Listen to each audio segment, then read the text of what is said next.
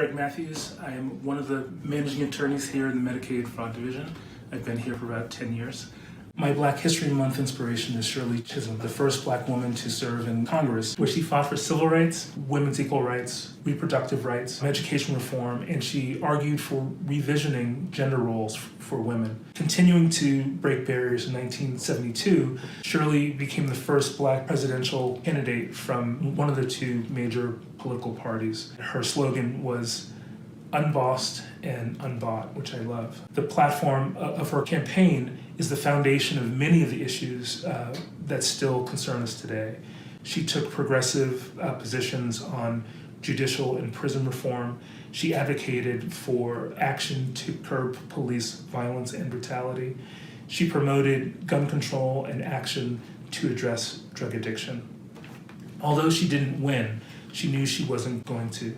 Her goal was to lift up those voices of people who never had a voice before so that she can impress upon the eventual Democratic nominee to hear those voices and address the concerns of a broader base of voters who had truly never been valued before. I was lucky to have met Shirley several times on family trips to Brooklyn. My father, aunts, and uncles all knew her from a close-knit West Indian community.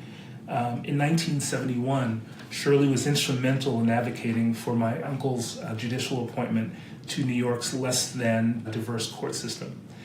I was lucky enough to be at his swearing in, and I keep a picture of Chisholm and my uncle in my office. And I recall as a 6-year-old, as I stood next to Shirley, that she was larger than life, which was difficult to do considering my boisterous family.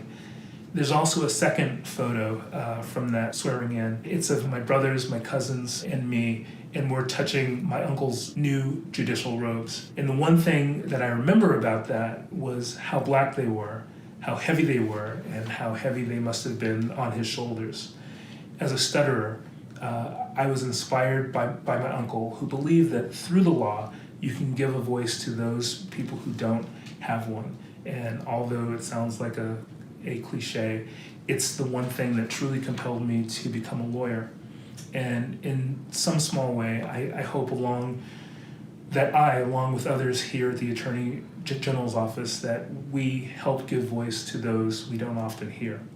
So as an activist, a politician, a barrier breaker, Shirley's her work and her legacy continue to have rippling effects. And that is why she's an inspiration to me.